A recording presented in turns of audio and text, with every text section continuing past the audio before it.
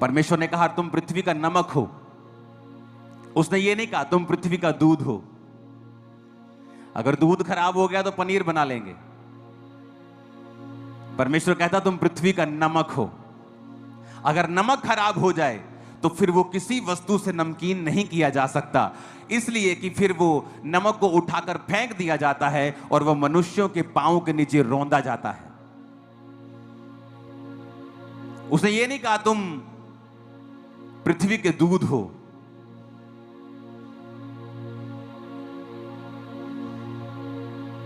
तुम पृथ्वी की गाजर हो, तुम पृथ्वी के सेब हो। उसने नहीं कहा।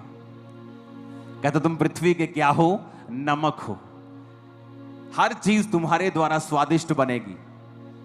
आप दुनिया की बेस्ट चीज लेके बनाओ और बिना नमक डाल के उसे खा के देखो, आपको मजा नहीं आएगा। नमक प्रिजर्व करता है। आप अचार को लंबा चलाना चाहते हैं, नमक डालना पड़ेगा। चीज को खराब होने से बचाना चाहते हैं, नमक डालना पड़ेगा।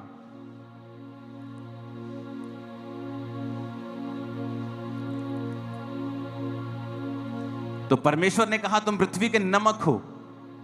या तो तुम सीधा बेस्ट काम करोगे कि स्वाद लेके आओगे, या फिर सीधा जमीन पे गिरा दिए जाओगे।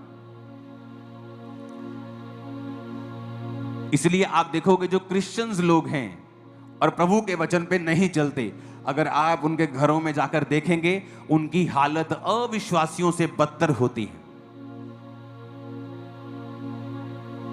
क्या वो सवाल नहीं करना चाहिए उनको कि प्रभु तेरे वचन में लिखा कि तूने कहा तू हमें सिर बनाएगा, पूंछ नहीं। तू हमें अन्य जातियों से श्रेष्ठ करेगा, यही तो तेरी बुलाहट है। क्या कहा परमेश्वर ने इस्राएलियों को कि मैं तुझे इसलिए चुनता हूं कि तू साइज में, गिनती में थोड़े थे, अब मैं तुम्हें चुनकर तुम्हारे आसपास की जातियों से तुम्हें श्रेष्ठ करूंगा, ताकि मेरे नाम की महिमा हो कि ये जाति इसलिए श्रेष्ठ है क्योंकि इनका परमेश्वर यहोवा है, इनका परमेश्वर यीशु मसीह है। लेकिन प्रभु ने कहा कि तुम पृथ्वी के नमक हो, लेकिन अगर नमक का स्वाद बिगड़ गया तो वो पैरों के नीचे रौंदा जाएगा, उसको नमकीन नहीं बनाया जा सकता। अगर नमक में रेत मिल गई, अगर नमक में मिट्टी मिल गई, खराब हो गया, उसको अलग अलग नहीं किया जा सकता, वो साफ नहीं किया जा सकता, वो काम में नहीं लाया जा सकता, फिर वो सिर्फ जमीन पर फेंक दिया जाएगा और मनुष्य को पांव के नीचे वो आएगा।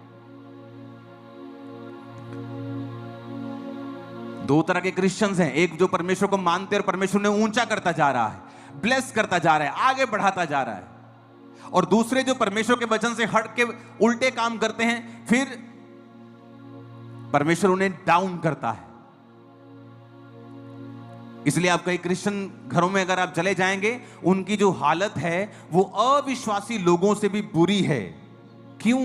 क्योंकि वचन जब आप त्याग देंगे, आप जीवित चर्च का हिस्सा नहीं हैं, आप किसी सेवकाई का हिस्सा नहीं हैं, आप किसी बोने का हिस्सा नहीं हैं, आप प्रार्थना का हिस्सा नहीं हैं, आप चर्च नहीं जाते, आप किसी भी तरह के परमेश्वर के कामों में कोई हिस्सा नहीं डालते, आप मरे हुए क्रिश्चियन हैं, आप बिगड़ा हुआ नमक हैं, आप सूखी हुई बेल है, दाख की, अंगूरों की सूखी हुई बेल हैं। आपका अंत जलाया जाना है और आपका अंत पांव के नीचे आना है। आपकी हालत दूसरे लोगों से भी बुरी होगी, बाइबल ऐसा कहती है।